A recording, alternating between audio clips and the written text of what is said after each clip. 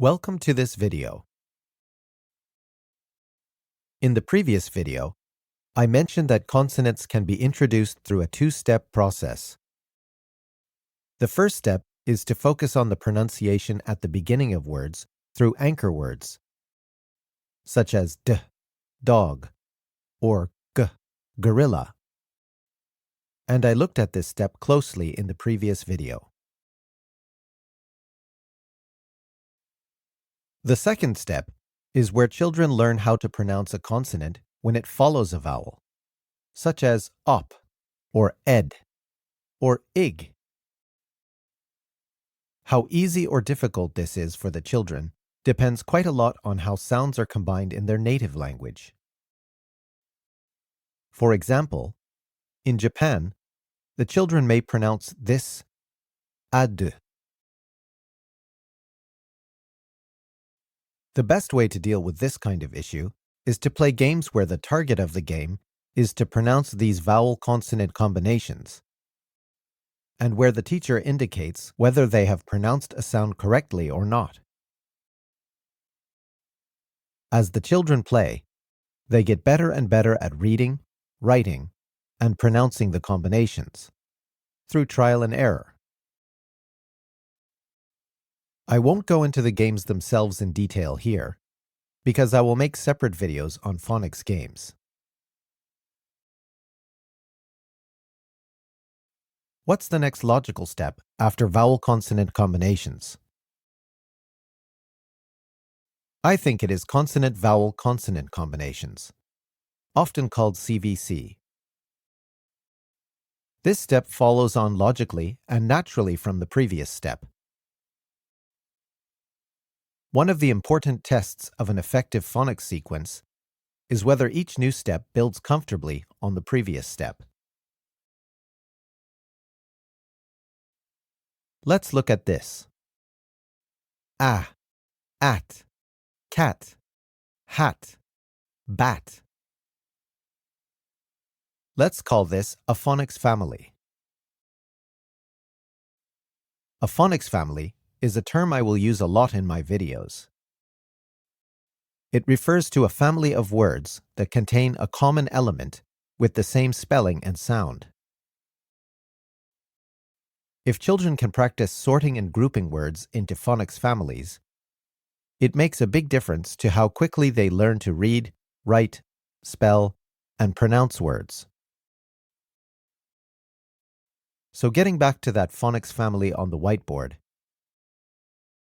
sometime after encountering it in our lesson, maybe away from our class, a child comes across the word mat, perhaps in a storybook. The children who have internalized the phonics family successfully should be able to read it. But some children who are weaker at reading won't have internalized the pattern, so won't be able to guess how to read the word mat. They might be able to read words like cat or hat as individual bits of memorized knowledge, but they need to have internalized the pattern in order to be able to guess how to read similar new words. They have knowledge, not skill. How do we help these children? There are various ways of making it less likely that this problem will arise. One is to use a child-centered approach that builds up skill rather than bits of knowledge. You can see my videos on child-centered learning for more on this. Another way is to integrate writing that is not based on copying. But I will also discuss this in a separate series of videos on writing.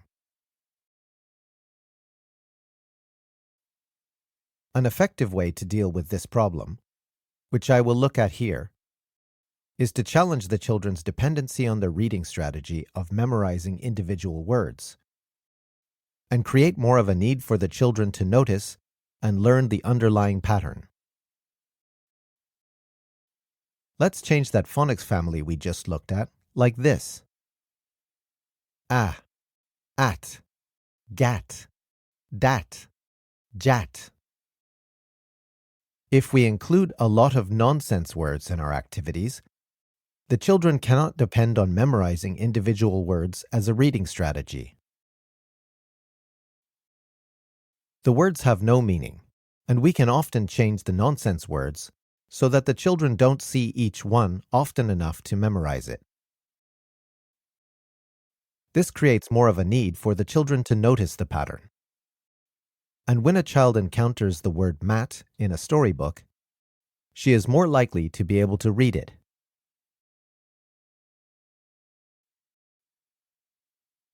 Another reason for using nonsense words is that before the children read a new word, if they are using a phonics reading strategy, it looks just like a nonsense word to them.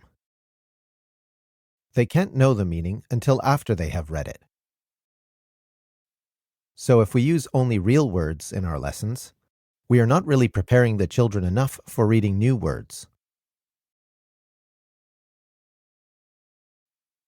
A tool I find especially helpful at this stage is a phonics builder.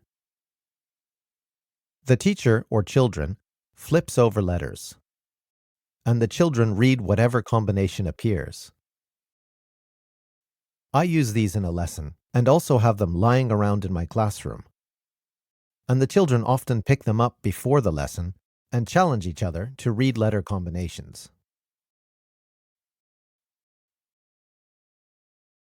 So what's the next stage?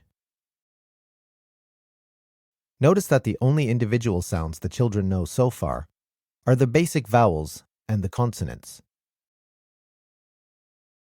It's been all about building skills so far, not inputting more knowledge. And I think we need to keep this going a bit longer. I think the next step is to introduce longer words. Let's say the children come across this word without a picture. Hippopotamus. The children who don't use phonics as a reading strategy and who haven't seen the word before will probably be unable to read it.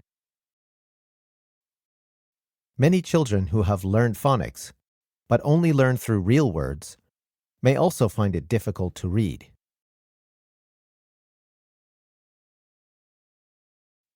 But the children who have learned phonics through nonsense words at the CVC stage can break it up into bits and read each bit. Bits of long words often have no meaning. So learning phonics through nonsense words at the CVC stage prepares children to read long words. And there are various ways of strengthening their skill further. The easiest and probably the best way is to slip longer words into the games the children are playing and see if the children can work out how to read them, with you giving hints if necessary. Another way is to use letter tiles, either by building from a short vowel and adding consonants and vowels to it step by step, or by having vowel letter tiles in one color and consonant letter tiles in another color. The advantage of this second method is that when children put tiles together, they are less likely to create impossible combinations, because the activity rule is that they can't join tiles of the same color. For example, if the vowels are red and the consonants are blue, one child can put red-blue together and challenge a second child to read it. The second child reads it and adds two more tiles, so it becomes red-blue, red-blue, and either challenges the first child to read it or challenges another child.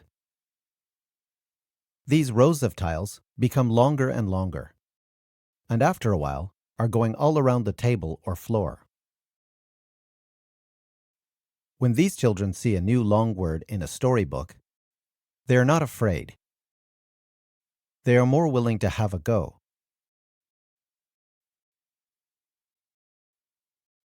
Another activity I often do at this stage is to put the children into groups and give each group a pile of letter tiles. I then move around, challenging children to spell long words according to their ability and interests. I also often challenge the children to spell place names. There are many countries, cities, and geographical features around the world that have phonically regular names. And after the children have spelled a word, they can try to find it on a map, or they can use a globe. You can also combine interests and names of places. For example, if a child loves soccer, you can challenge the child to spell words like Madrid or Manchester. Manchester may be a little bit later. So what's the next stage after long words? I will look at this in the next video. Thank you very much for watching.